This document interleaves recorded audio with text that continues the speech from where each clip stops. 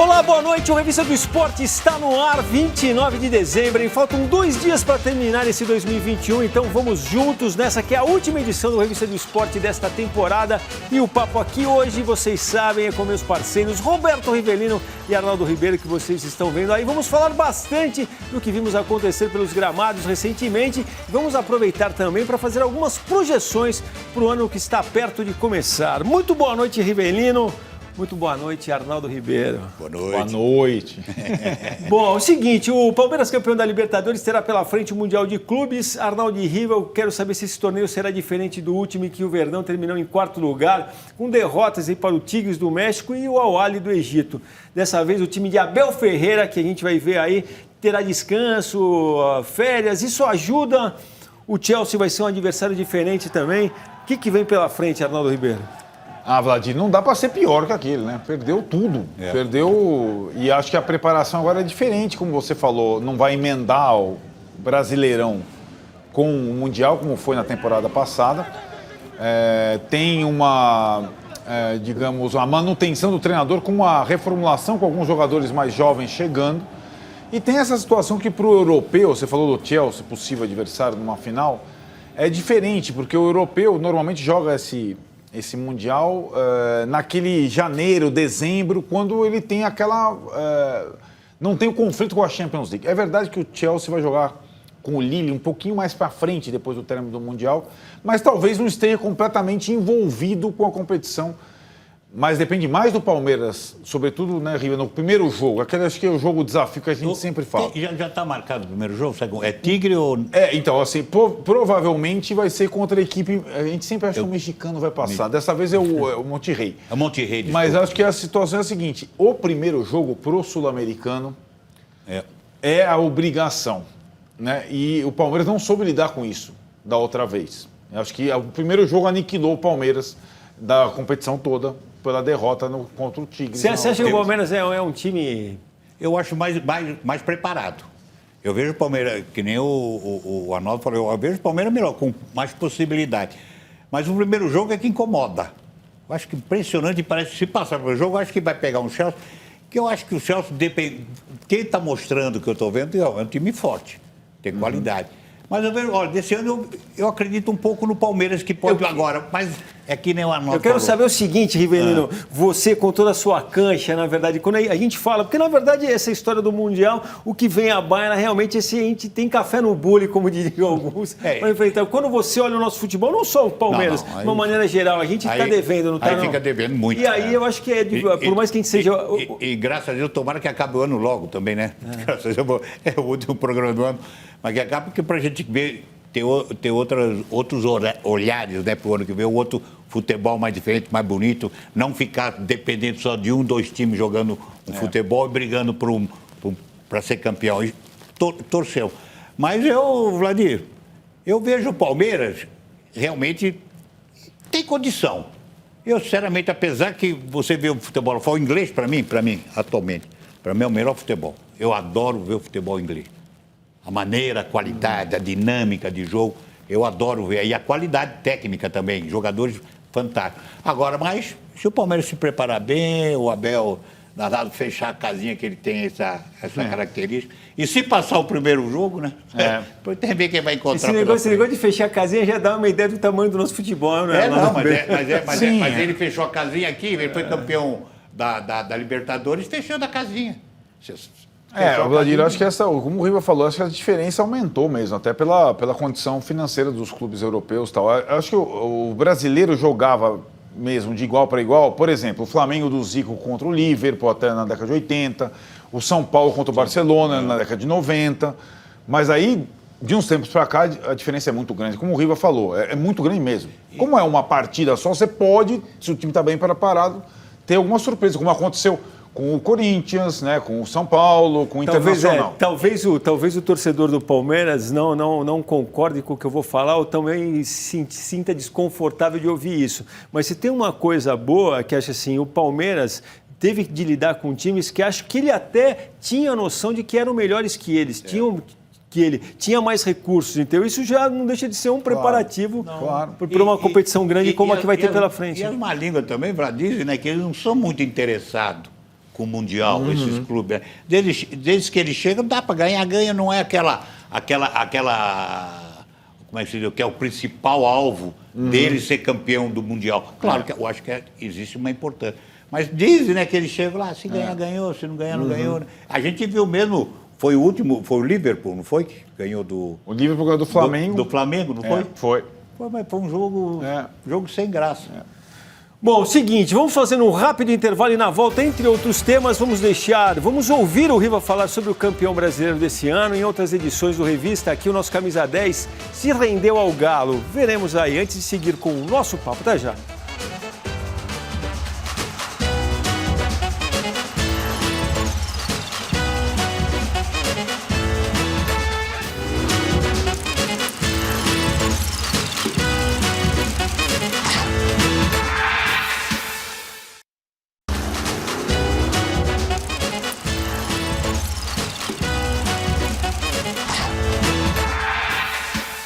Revista do Esporte está de volta à última edição do ano e não dá para fechar o ano sem ouvir a opinião do Riva sobre o recém-terminado Brasileirão, título justo para o Atlético Mineiro. A gente vai ver as imagens aí.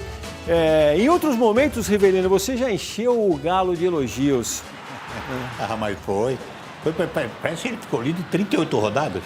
Não foi exatamente as 38, mas desde que assumiu, não largou mais. Não largou, foi perfeito, foi regular, fantástico, jogadores maravilhosos. O Hulk, então, já buscamos lá atrás, bem antes dele aparecer, tanta gente já falava, melhor jogador do Campeonato Brasileiro. E esse garoto Keno, que eu já tinha falado, eu gosto do Keno. Keno, quando e fez a diferença nos jogos importantes, realmente fantástico, parabéns. E para mim, eu acho que vai manter o mesmo time, há uma possibilidade somente que a gente escuta o Diego Costa somente sair.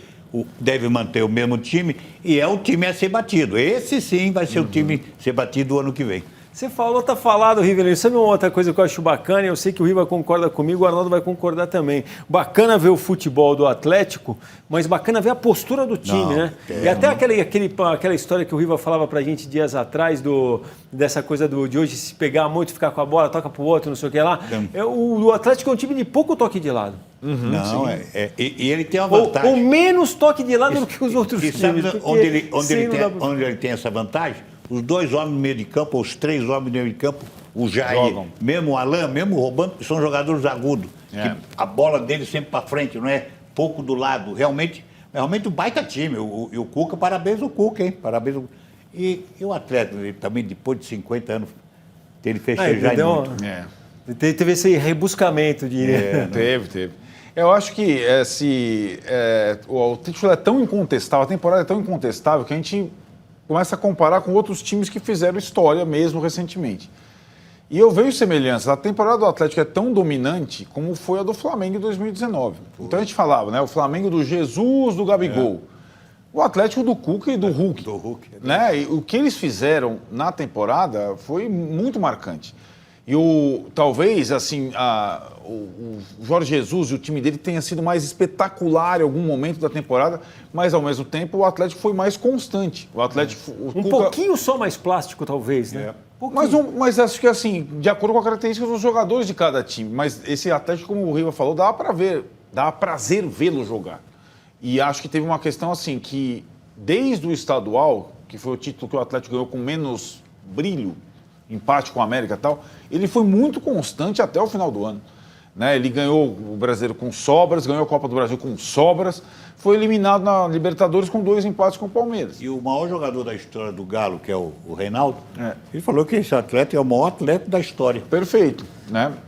Tem uma outra questão, o Riva estava falando do Hulk, né? A trajetória do Hulk é uma coisa curiosa, né? Porque realmente ele foi foi o protagonista desse Atlético, né? Ele tem se você for ver, ele acabou indo para o futebol chinês, né? Depois foi para o Porto, voltou para o futebol chinês. Mesmo quando ele estava na seleção, ele não era uma unanimidade, né, Arnaldo? Não, eu acho assim, não era. E acho que na seleção, particularmente em 2014, jogava muito restrito a um lado do campo. E o Riva sempre falou isso. Né? No Atlético do Cuca, ele com liberdade, jogava em todos os setores. Nunca uma briga foi tão boa entre ele e o Cuca. Isso, exatamente no momento do começo da temporada. Uma briga saudável que ele falou, deixa eu jogar, eu quero jogar moço. E deu essa liberdade para ele e realmente mostrou as suas qualidades, né? A briga que saiu todo mundo ganhando, É, né, tô- Riva? tô- E aí, vocês estavam falando, já a gente vai ver também imagens da Copa do Brasil, né? Esse Atlético do Cuca que venceu não só o Campeonato Brasileiro, o Estadual e a Copa do Brasil. E aí fica uma questão que a gente até falava na segunda com o Mauro, que é essa coisa. Teve um grande finale também, né, Riva? Porque acabou a temporada, a Copa do Brasil fechou a temporada e o Galo lá no alto nível. E os dois jogadores bem verdade. agudo na final, não, Arnaldo. O Hulk e o Keno fazendo gol de novo. Impressionante que eles fizeram a diferença. Foi mesmo. E acho que o Hulk, a gente não conhecia, só voltando um pouco a ele, a gente não conhecia ele do dia a dia, que a carreira é toda praticamente feita na Europa. Aí teve a passagem pela seleção, mas a gente não vê ele jogar pelos clubes aqui semana a semana. E foi uma surpresa agradável. Eu não imaginava que ele conseguisse jogar num bom nível tão constante a temporada toda, né? E tem um detalhe, Arnaldo, fala muito, porque é forte, o Hulk é forçado. Mas tecnicamente é um baita jogador. Claro, porque muita claro. gente fala, não, porque ele é forte, mas ele é forte, porque ele sabe usar essa força. Quando segurar o adversário, mas com a bola no pé, ele toca aqui, dribla ali, me agrada muito. Olha, é que é difícil, né? Você vai comentar, levantar uma bola. Mas o que ele jogou, na seleção não temos um jogador que apresenta esse futebol que o Hulk apresenta. É verdade. Bom, vamos falar um pouco verdade. também dos chamados times grandes de São Paulo. Acabaram ficando em lados opostos, né? O Palmeiras em alta, campeão da América pela terceira vez. O Corinthians começou o ano preocupando seus torcedores, mas se reforçou com nomes aí como William, Renato Augusto. Está na Libertadores, na fase de grupos. E o que dizer do Santos e do São Paulo? O São Paulo, Arnaldo, na verdade se arma... Eu não sei se tem ou se eu vou exagerar, se eu tiver exagerado, mas imagina 2022 como meio que para arrumar a casa e aí projetar 2023? Precisa ver se vai querer arrumar a casa. Arrumar a casa precisa apertar o cinto, não fazer loucura. É muito curioso que o 2021 para o São Paulo começou muito mal com aquela derrocada no Brasileirão. O time era líder, virou o ano, brau, isso foi 2021.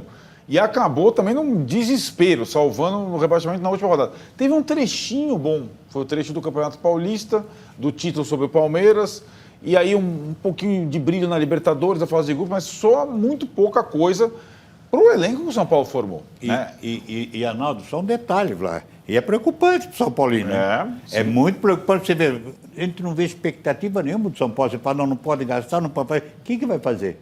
Aí, de repente, vem o treinador fala que esse grupo aí, se ficar com esse grupo, o ano que vem vai ser pior. Então, imagina você, os jogadores ficarem e vão trabalhar com ele. Eu acho que o São Paulo ainda tem até mais recursos do que o Santos, por exemplo. Né? Bom. Mas acho também que o Santos, depois de tudo que viveu, eu não sei como encontrar essa equação, né? Porque uma coisa é você aceitar ter uma temporada humilde, a outra é você saber até que ponto ela pode ser humilde e não te fazer correr todo o risco que se correu esse ano. E o Santos... Quando o Santos fala que pagou 120 milhões de dívidas nesse ano, por exemplo, vai querer fazer o mesmo ano que vem, dá para fazer isso sem correr risco de novo? O Santos tem uma característica, vem demonstrando essa característica, para mim, está mostrando muito, é a qualidade no trabalho da base. Sempre aparece 1, 2, 3 jogadores interessantes no time do Santos, que dão um suporte, claro, que não são esses garotos. Mesmo nessa salvação, o Kaique é um exemplo disso. Não estou falando que eles vão resolver o problema do Santos no ano que vem, que só botar, vou botar a moleca, não. Agora, você tem que ter uns jogadores com mais experiência para ajudar esses garotos. E até na venda, né? Até o Santos vende jogadores. Vira e mexe está vendendo jogadores. O futebol brasileiro, nesse nível, todos os times vendem, né? E fazem disso, na verdade, sua grande alegria. Que de vez em quando não é dividida com os torcedores. Eu não é, Arnaldo Ribeiro, estou exagerando. Até o Flamengo vende, né? E o Palmeiras tem, na verdade, a Leila, assim, recém-empossada, que tem essa coisa, acho que tem uma reformulação em andamento no Palmeiras, mas também tem para a nova presidente essa coisa de pegar o time vivendo um dos melhores momentos que já viveu, né? Ela vai, no início já do mandato, ter a disputa do título mundial, que é a grande obsessão palmeirense, mas nas primeiras sinalizações, e ela não deixa a empresa dela e continua sendo a presidente do Palmeiras, o investimento do Palmeiras na temporada vai ser em jogadores mais jovens, com qualidade, mas que possam ser revendidos depois. Você falou, né, Vladir, da questão do investimento em jovens jogadores com potencial de serem depois revendidos. Tanto que a reformulação já sob os olhares da Leila e com a continuidade do Abel, foi na redução de jogadores experientes, que já tinham cumprido o ciclo no clube. Felipe Melo, Jailson. Essa também é uma fórmula difícil, né, Arnaldo? É porque daí mesmo. Até que ponto você pode abrir mão da experiência, né? Então. E não ter no seu elenco ali gente com... Mas como está fazendo o Corinthians, aliás. Mas de uma certa forma, ele abriu mão de jogador, já estão. Tem um goleiro lá que vai ser difícil. E mesmo o Felipe Melo, eu falei aqui lá atrás, eu ficaria com o Felipe Melo. 1 ano, 2 anos, ele foi o que tinha acontecido, que é um jogador importantíssimo. Agora, o Willian já estava meio desgastado, já não vinha sendo muito aproveitado. Os garotos tomaram a posição dele. Isso é uma maneira até de facilitar a saída dele, para o Willian jogar, porque é um jogador interessante. E a gente falou dessa questão da experiência, né, de como o Corinthians também começou a desenhar o time. Eu falo para vocês que a gente até viu pouco esse ano o Willian, que eu acho um grande jogador, sempre gostei demais, acho que tem muito a oferecer para o time, e também tenho minhas dúvidas de que se o Corinthians tivesse desenhado dessa forma, tudo bem que não sabia que ia garantir a vaga na Libertadores, essa coisa toda, mas acho que, na verdade, isso um pouco acabou reforçando e moldando o time do jeito que o Corinthians montou, não é, não, Arnaldo? Sim, eu acho que o tipo de jogador que o Corinthians contratou é para torneio grande, né? E acho que o Corinthians imaginava assim, Vladir, desde que as vagas aumentaram na Libertadores, estar entre os times da fase de grupos. E acho que agora ele tem um time que tem... Mas desculpa, Arnaldo, eu não acreditava muito, não. Não, quando vieram os 4, você achou que não? Quando vieram os 4? Porque o time já tinha uma poupança de pontos. Eu acho não só eu mesmo, o corintiano mesmo. Na largada do campeonato, a gente fala, não. vai ficar lá em 12º, a ideia é essa. De repente chegaram... Acho que no primeiro momento realmente era a sensação de que nada salvava. Não, eu gostaria que o Corinthians estava no topo. Mas realmente os acontecimentos o que vinha acontecendo, agora veio reforçar. Mas eu acredito que com o trabalho agora, fazendo um planejamento com eles fazendo a pré-temporada tudo, a tendência desses jogadores que chegaram meio devagar. Sim. A tendência o ano que vem, logicamente, melhores preparados, a tendência é o Corinthians evoluir com esses jogadores. Agora, eu quero ver o quebra-cabeça do Silvinho botar o Paulinho. Eu até quero saber, quando começar o jogo, quero ver onde vai colocar o Paulinho. Vamos fazer o Rivelino trabalhar, Arnaldo Ribeiro. Vamos falar de seleção também. Claro, e sobrou nas eliminatórias, né, Riva? Tem a Copa do Mundo no ano que vem. Você que já esteve nessa, sabe da dificuldade de ganhar o Mundial. Você se considera otimista com relação à seleção? Não me agrada, não me agradou, não fez mais que a sua obrigação em classificar. Agora, vamos ver o trabalho para jogar o Mundial. O Mundial é outro jogo, né? E o Brasil já vem ao longo do tempo demonstrando que no Mundial que chega é um fracasso. E realmente, o Tite manteve a mesma coisa, a mesma postura. Quando ele tomou as pancadas lá atrás, ele falou que ia mudar radicalmente, e não mudou.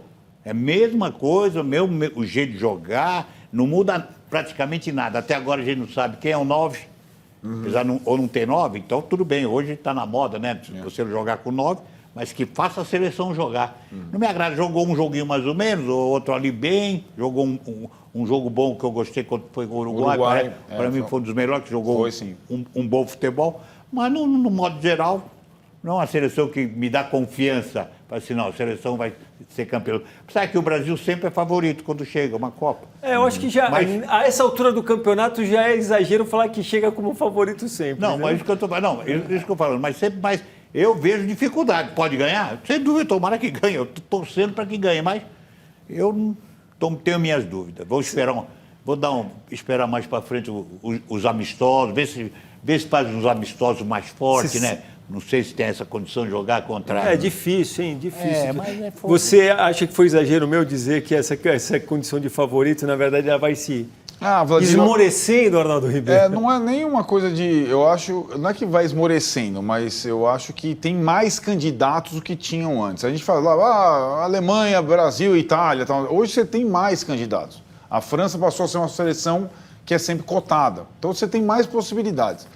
Lembrando que nesse Mundial a gente vai ficar sem um dos dois, Itália ou Portugal, que é um peso. Mas é mais peso ficar sem a Itália. Portugal Sim, também. por conta do Cristiano e tal, a seleção portuguesa, mas a Itália faz diferença. Não, mas Ele ele tá tem falando razão. a história pessoal, na verdade, conta. Não, mas acho que é a tradição da Itália e Não, foi o atual campeão da Eurocopa, embora Portugal tenha sido o campeão na edição anterior. Mas eu acho que a seleção brasileira, essa coisa da falta de intercâmbio, com os amistosos que o Riva falou, no período de preparação, ela é muito ruim. Porque o Brasil não consegue jogar e medir as forças contra, nem que sejam seleções médias europeias, né? E isso faz uma falta grande. O Brasil só consegue duelar a Argentina, como é que está a Argentina? E aí eu acho que, depois de muito tempo, a Argentina tem uma seleção forte. É interessante. O conjunto é forte. Bem, Né? bem lembrado. Não é só o Messi mais, tem um conjunto forte, pode aprontar. E a cereja do bolo é o Messi. É o Messi. Bom, uma grata surpresa na seleção brasileira foi, sem dúvida, o atacante Rafinha, né, do Leeds da Inglaterra. Muita gente acabou conhecendo esse jovem jogador após a convocação do técnico Tite. É uma convocação acertada, Arnaldo? Sim, ele vinha jogando bem na Liga Inglesa há algum tempo. Aliás, vinha jogando bem na Europa há algum tempo. Na Liga Inglesa ele apareceu mais. Acertada foi pelo que ele acabou fazendo, né? Mas eu acho que esse jogo que o Riva destacou, esse Brasil-Uruguai, ele se firmou na seleção, o Rafinha, nesse jogo. Se entendeu muito bem com o Neymar, com o Gabriel Jesus e tal. Agora, né, Vladimir, a gente é um outro jogador, a gente falou um pouco do Hulk aqui, esse é mais jovem, claro. É um outro jogador que fez a carreira fora do país. A gente não acompanhou ele aqui, né? Eu vou ser honesto com você, eu não conhecia. Então, e aí acho que ele tem rapidez, ele tem uma canhota potente, ele tem drible, ele tem improviso. Arnaldo, vou te falar, belo jogador. Trabalhando bem, dando essa liberdade para ele criar, porque ele... Tanto é que nós falamos quando jogou ele com o Neymar, dá até um respiro para o Neymar, para o Neymar não ficar só ele. O Neymar tem a preocupação de quebrar a linha, e ele faz isso muito bem. Claro que hoje pode ser com outros olhos mais marcado, vai ter mais dificuldade, mas mostrou que tem bastante qualidade, me agradou muito, tanto ele, como hoje você tem um Vinícius, que está num momento fantástico, e você tem o outro que jogava no São Paulo, Antony. São três. Também são 3 jogadores, se souber aproveitar, 3 jogadores que poderão ajudar o Neymar nesse aspecto. Perfeito. E teve uma questão também, a gente citou as boas apresentações da seleção no final, teve a seleção jogando bem na ausência do Neymar também, né, Rivan? Teve aquele jogo que ele não jogou bem, e isso aí também é importante, né? Mas essa você não compra, né? Você acha que o Neymar tem que estar sempre? Não, é o Neymar mais 10. Ele que faz diferença. Ele fez, até hoje, quem carrega, enquanto ele está na seleção, quem carrega é ele. Infelizmente, eu acho que poderia ter outro jogador para ajudá-lo, justamente isso. E é interessante a chegada desses jogadores que podem ajudar nesse aspecto, de não ficar sobrecarregado. Não, dá a bola para o Neymar, que ele vai driblar, que vai quebrar. Hoje ele pode ter o Rafinha, o Antony, pode ter o Vinícius Júnior. Isso aí é um lado importante. Se encaixar, aí que já começa a me agradar a seleção brasileira. Eu não sei se tem muito esse caminho, agora essa questão que a gente estava falando, né, de poder fazer a seleção medir força com as seleções europeias, que é uma questão, esse ano mesmo, quando o goleiro, acho que foi o Ederson, né, que falou sobre isso, depois o Juninho Paulista, o coordenador da seleção, rebateu ele, falando, olha, se quiser explicação sobre isso, fala comigo, que foi uma resposta meio atravessada, mas aí a história é sempre a questão da dificuldade do calendário de se encaixar as datas, mas é um problema que a seleção brasileira tem que resolver, porque enquanto não tiver essa medida... mas aí que não é uma vontade nem da CBF, nem da seleção brasileira. Mas você acredita também que tem essa vontade realmente do começo até o final da temporada, Arnaldo? Tem. O que acontece agora é que os europeus se organizaram de tal forma que eles disputam torneios entre eles o tempo todo. Não, agora sim, mas essa realidade a gente já vive antes da criação desses torneios. Sim, mas eu acho que sim. O Riva sempre cita torneios marcantes que ele disputou contra equipes europeias, depois aquela turma de 82 fez excursão na Europa. Sim, mas hoje, na tal data FIFA, os europeus jogam contra eles, e só contra eles. E dificulta a questão do intercâmbio mesmo. Antigamente, que comecei na seleção, a gente viajava com a seleção. Em 68, eu fiz uma excursão, nós fomos para jogar Tchecoslováquia, vamos jogar em Portugal, nós fomos jogar Tchecoslováquia, jogamos na Alemanha. Fizemos uma excursão que antigamente o Brasil dava essa condição, reunia os jogadores que na época importante, que achava o treinador convocava, a gente viajar. A minha estreia foi viajando, jogando com essas seleções, que para mim foi importantíssimo. Era importante você saber, e não havia esse intercâmbio, hein? A gente não conhecia quem estava do outro lado. Hoje você conhece todo mundo. Lá a gente não conhecia o que íamos encontrar, entendeu? Mas eu acho importante tem que fazer alguma coisa para tentar até equacionar o nosso calendário. Eu também acho. Seja também para facilitar, para a seleção ter essa condição de jogar, porque é muito difícil você saber, por isso que a gente fala, o que você acha na seleção? E outra coisa, né, Rival, que você falou, por mais que o nosso nível de informação hoje seja outro, que você conheça as seleções, você tem que estar frente a frente, tem que fazer a experiência do jogo, entendeu? É diferente. Mesmo que você fala, né, às vezes fala, mas esse jogador da seleção brasileira, 99% ou 100% jogam lá fora e jogam, estão acostumados. Mas eu acho que existe uma diferença. Sim, sem dúvida. É muito diferente você jogar seleção com seleção. Apesar que lá fora, hoje ou não, também, viu? Às vezes a gente, tudo bem, põe a nossa seleção num certo nível, mais aqui, mais ali. Mas você também, hoje você não tem uma baita seleção, hein? Não. Uma seleção que você fala, ó, que encanta, que está jogando aquele futebol maravilhoso. Hoje você também, se você analisar, tudo bem. São melhor, tem essa facilidade de jogar entre si, sabe melhor. Mas eu não vejo também uma baita seleção hoje. Acho que tudo que o Riva já imaginou muita coisa, mesmo que ia haver uma Copa do Mundo disputada no mês de novembro, fala a verdade. Né? É verdade. Essa é novidade para todo mundo, né? Vai ter uma adaptação aí e num território diferente. Os próprios europeus, numa situação de... no meio ou no início da temporada deles, né? Normalmente é no meio do ano, quando eles estão parados se preparando para a Copa.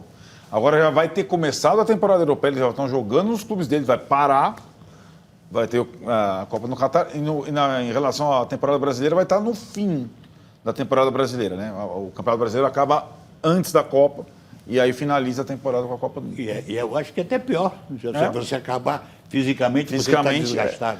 Tanto que eu acho que o fato da maioria dos grandes jogadores brasileiros hoje atuarem na Europa farão isso, mas os daqui vão estar meio no bagaço que a gente já conhece, né? Bom, contestei o favoritismo da seleção de chegar na Copa, mas não contesto que ela tem uma veia de competitividade do meio para trás, coisa e tal. Como a gente está vacinado no estúdio, aquele abraço, hein? Última revista do ano. Tem mais trabalho pela frente, Roberto Rivelino. Valeu, Arnaldo Ribeiro. Meu nome é trabalho. O nosso, então. E o nosso encerramento de hoje é uma homenagem ao Atlético Mineiro, campeão brasileiro. Após 50 anos de espera, a campanha realmente, como a gente disse aqui, irretocável. Conquista que terá, sem dúvida nenhuma, um lugar especial na história do Galo. A gente fica por aqui. Muito obrigado pela companhia. Esperamos vocês na segunda para fazer já a primeira edição do Revista do Esporte Debate de 2022. Saúde sempre. Juízo, torcida brasileira, e um feliz ano novo.